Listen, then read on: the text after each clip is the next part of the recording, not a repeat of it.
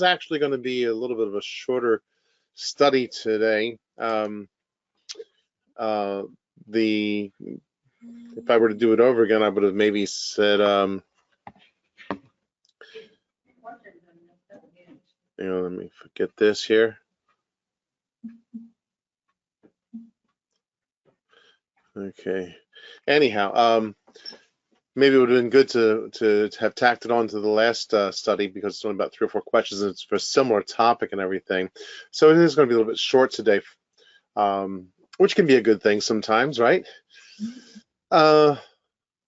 We are also getting ready to start the Sermon on the Mount in the next section, and that will be nice and heavy duty. The Sermon on the Mount is always a great book to study, or a great passage to study.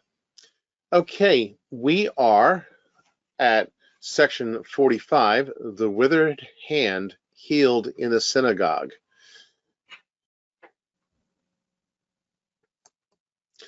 Okay, so question 253 is how did Christ teach the merciful purpose of the law in the synagogue? And this is based on Matthew 12, verses 10 to 12. It says, "And behold, there was a man which had his hand withered, and they asked him, saying, Is it lawful to heal on the Sabbath days? That they might accuse him. And he said unto them, What man shall there be among you that shall have one sheep, and if it fall into a pit on the Sabbath day, will he not lay hold on it and lift it out? How much then is a man better than a sheep?" Okay, so how did Christ teach the merciful purpose of the law? C. It is C. He asked if taking care of a sheep in distress on the Sabbath was more important than taking care of a man in distress on the Sabbath.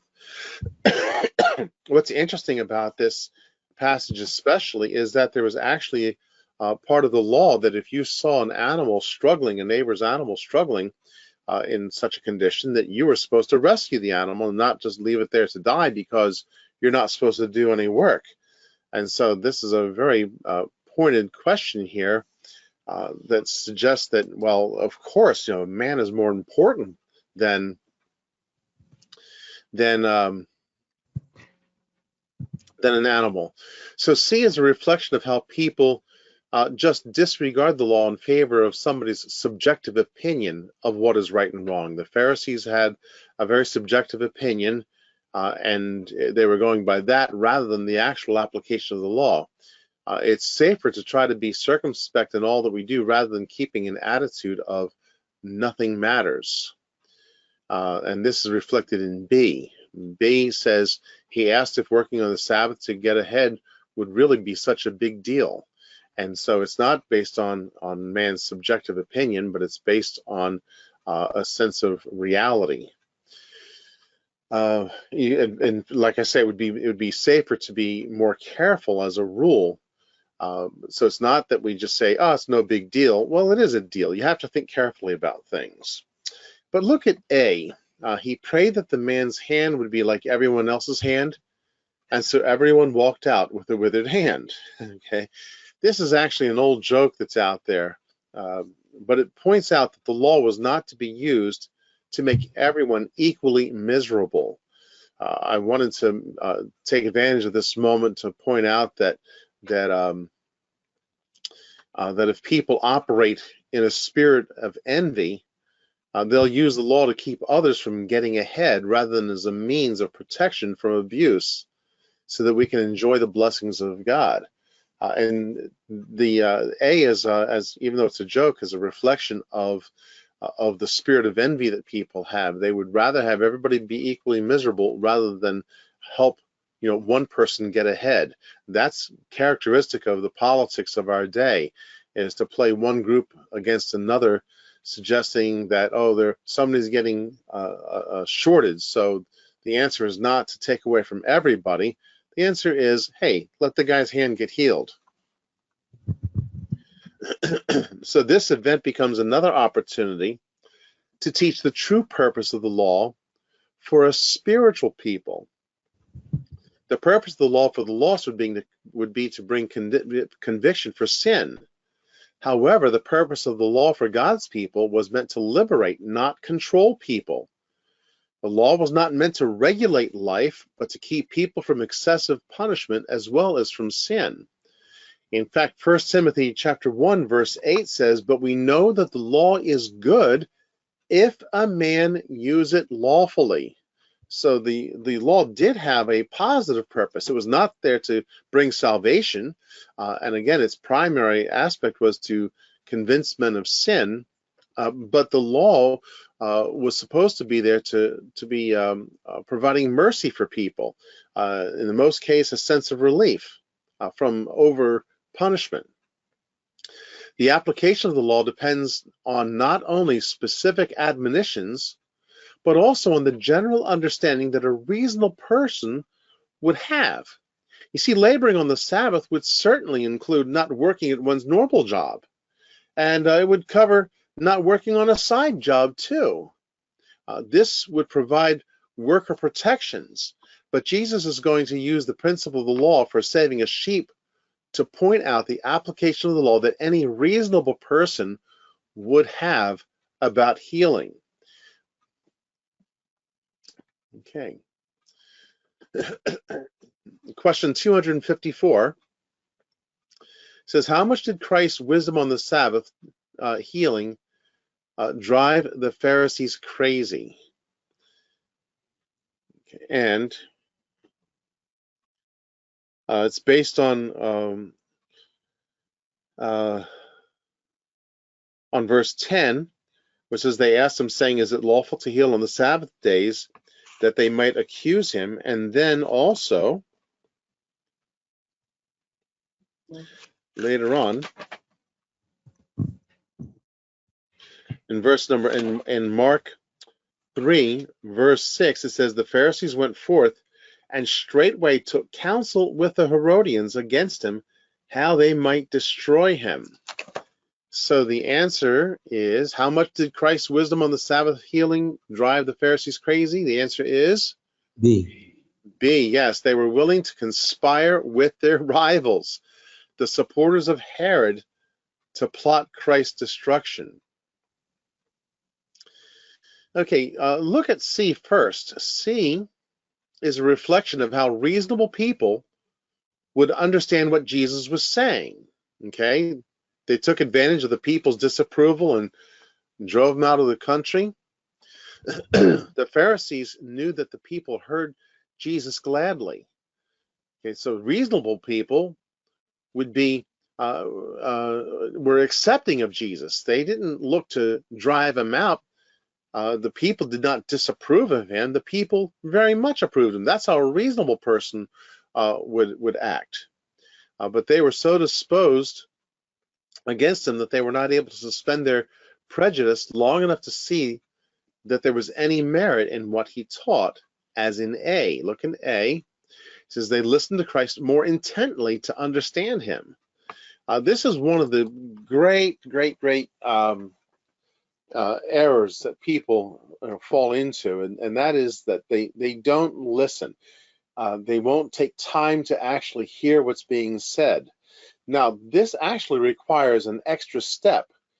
Sometimes we think, oh, okay, you got to be a good listener, and by that they mean, well, keep your mouth closed long enough until you get a chance to just jump in and shoot somebody down. But no, there's a thing about listening that has to take place where we suspend our own judgment long enough to give an honest consideration to whether what somebody is saying is possibly right or not.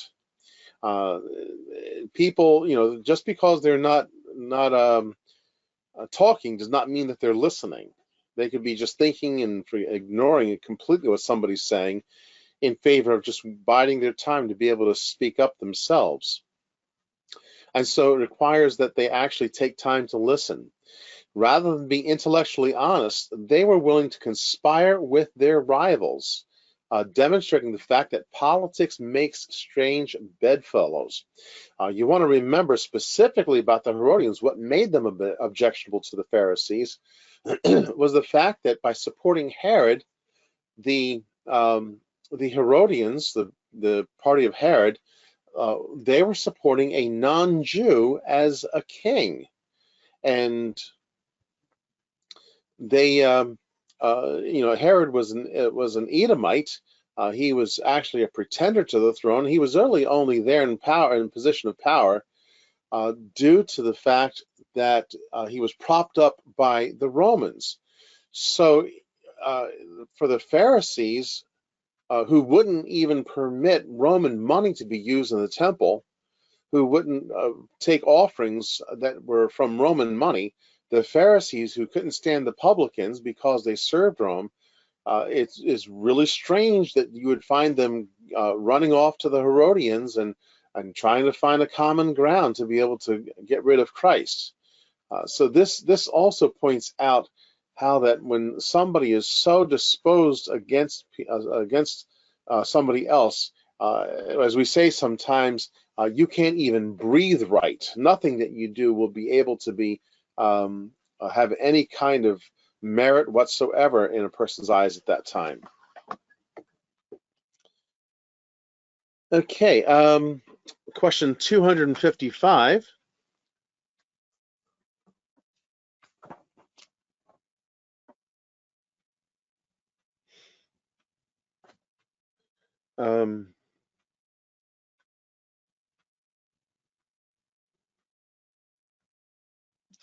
Is based on Mark 3:7, which says, "But Jesus withdrew himself with his disciples to the sea, and a great multitude from Galilee followed him, and from Judea." So what happened because of Christ's healings? It is he became even more popular. Okay, the Pharisees were not won over. They had to act completely the opposite of what they could see with their own eyes. C points out that Jesus never gets tired of us. It's not that he got tired of dealing with icky people. No, he just kept pressing forward, and it just made him grow in popularity. His infinite compassion makes him always ready to receive us. B is wrong because the Pharisees resisted continually, and again, they weren't even open to the possibility of being won over. Jesus became more popular not just because of his healing, but specifically because of the wisdom that was taught by the healings. And that's something that we always like to point out, that we are very often impressed with the miraculous. I mean, a healing would be a wonderful thing. If somebody has cancer and they get healed from it, it's a great cause for rejoicing. But you see, these healings, these miracles that Jesus was doing, that was like secondary, the miracle itself. What was primary is the lessons that would get taught by these things and how it would shape people's thinking, and especially so in the withered man's hand, because Christ was able to point out the truer foundation of the law, which is to be merciful. Okay, well, this is a very short lesson today, isn't it? Well, that's what we have. Let me ask if there are any questions that anybody would like to ask.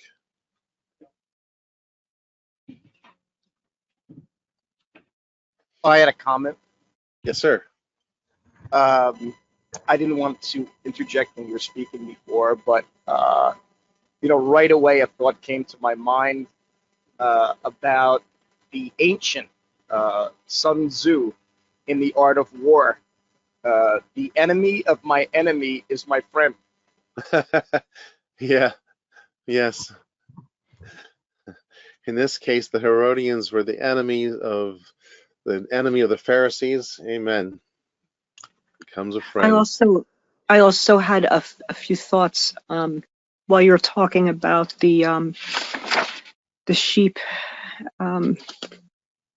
In Matthew 12:12, it says, Christ says plainly, "How much then is a man better than a sheep?" And we also remember that passage in Luke, and then in 12 and Matthew 10, where Christ reminds us that the hairs of our head are all numbered, and that if a sparrow falls to the ground, God knows about it, and how much better are we than sparrows. And this comes in handy if you're. Recently, I was talking to an extreme animal rights activist who said she had respect for the Bible. And so I took her to Romans 1, where it's 125 talks about people who worship the creature above the creator. And she wasn't real happy with that, but she couldn't argue it, having said that she respected the Bible. But it might not occur to us that it plainly says in the Bible that man has more value than animals, because animals they're not tripart like we are, and they don't get to be saved like we can be born again. And it's just came to me while you were talking about the sheep getting stuck, that Christ plainly says that we have more value than animals. And if you talk to an animal rights extremist, be good to point these verses out. Yeah, I think in the case of the animal rights extremists, there are plenty of things where they would rather have people suffer than give in. So it goes to the issue of envy again. Rather than have somebody get ahead, they would rather have them suffer times like that. Somebody else. Yes, Pastor, I had a thought when you were talking about people who, when you're speaking to them, they might not be listening. They're just waiting for you to finish and just jump in with their points. Mm-hmm. And I'm always reminded of that if you're ever witnessing to a Jehovah's Witness, the JWs are always, they just look so disengaged when you're talking with them, because they're so fearful of getting some satanic doctrine, into their mind, because they think that everybody who's preaching something else, particularly pastors of other churches, are demonic and, controlled by Satan. But so it's, one of the things that I've learned over the years is, if you want to effectively share with a Jehovah's Witness, don't tell them things, ask them things. They have to challenge them with questions. Don't just give them something that, that would work maybe in most other circumstances. But, if you're going to make the same point, try to make it in the form of a question, because now they have to think. They can't just shut you down and wait until it's time for you to, they're not going to wait for a pause and jump right in. They have to actually respond to a question, and that forces them to think. So that takes them out of their, their design play. Yeah, this reminds me of a lengthy conversation I had with a lady. She swore she was not a Jehovah's Witness, but absolutely every one of her talking points, and it was obvious that she was reading off of a paper at some point. They were all Jehovah's Witness talking points. I am persuaded that she was not a Jehovah's Witness because she also believed in speaking in tongues and the baptism of the Holy Spirit, and she was sort of a oneness kind of a person, which means that they believe in Jesus only, not the Father or the Holy Spirit. And that goes to the point that Joe was just saying here, that it was like she heard me long enough to then go to jump to one of her next talking points. At one point, several points, when she asked me a question, I said, well, I just answered that. I said, what did you think of what I said before when I answered that? And brought the conversation around again. But there are a couple of times when I ended up having to do that. I don't think I'll be dealing with her again. I'm going to be avoiding that situation. But I think it is important to find ways to draw people into the conversation rather than have them just waiting to bring out their next talking point.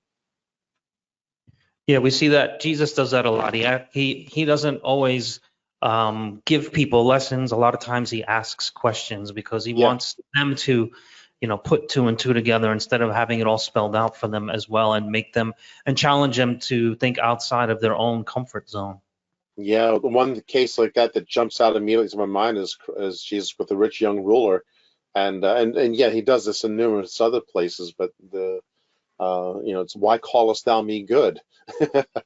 uh, so yeah, somebody else.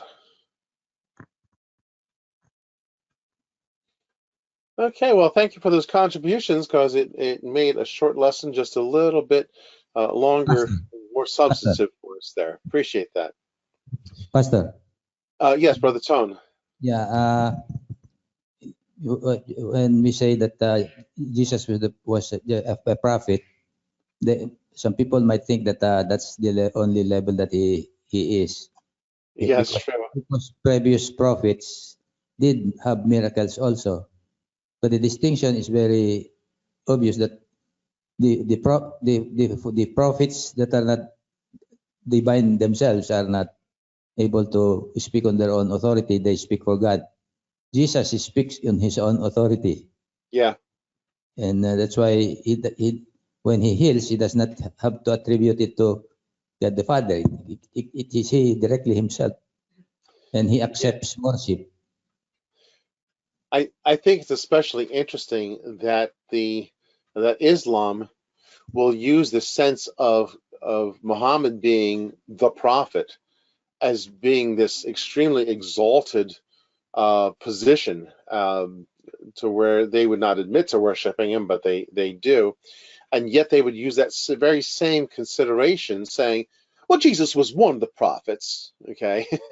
um, and in fact, Islam would try to make Muhammad the final prophet, and then there were others that came after that that said, "Well, no, he's not exactly the final prophet." But yeah, that's I think that's one of the problems that people have, is that they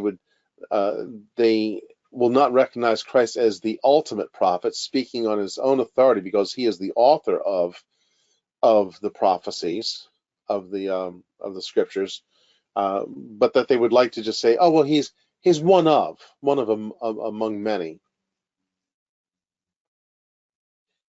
Yeah. Pastor, don't the Muslims admit that Jesus was born of a virgin? I do not believe they do. Brother Joe Done, you're more aware of that, how firm they are about that? I believe that that's actually in the Quran. There are quite a number of surprising things about Jesus in the Quran. Okay. One, that he's sinless. He's never sinned. They don't say that about Muhammad. Muhammad even himself said that he was not without sin because he asks Allah for forgiveness. But they do attribute to Jesus that he is sinless, that I don't know if it specifies that he was born of a virgin. I know that he's called the son of Mary, but I don't remember if I'd have to look that up, that specifically.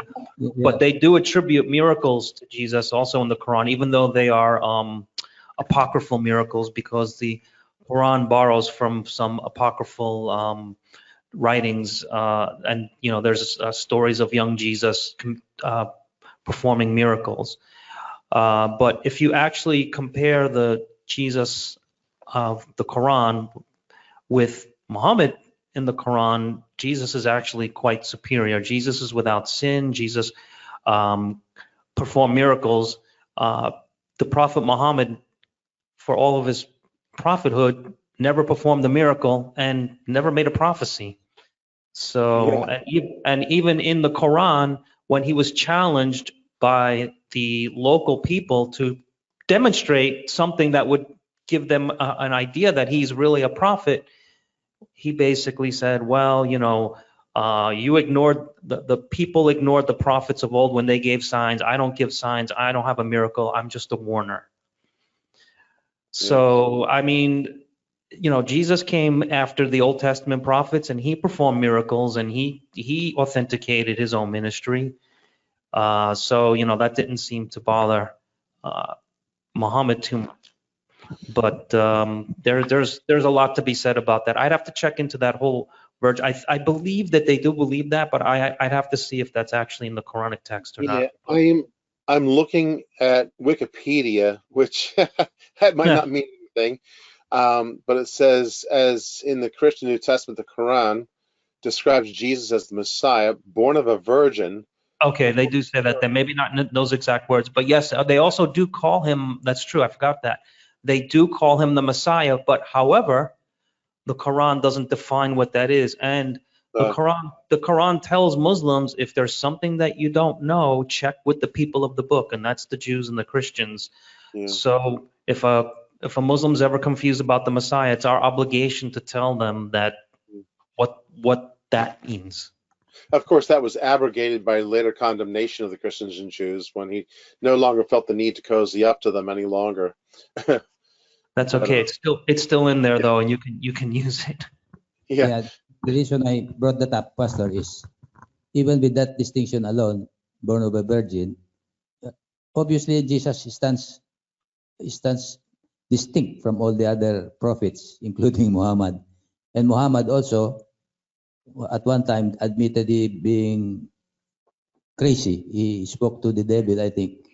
And, Yeah. Jesus never, he denied that because that was the position of the Pharisees, that he must have Beelzebub, and he said, how can I be Beelzebub? Can a devil destroy his own self, divide himself?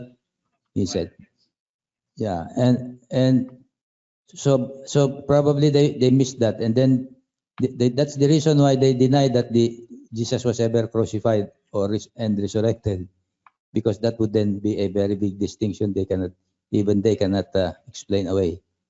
Yeah. Now, of course, one of the big statements in Islam is that Allah had no son. So even though they might look at a virgin birth, they will not acknowledge, Christ's deity by God having a son. Okay. Anything else somebody would like to share?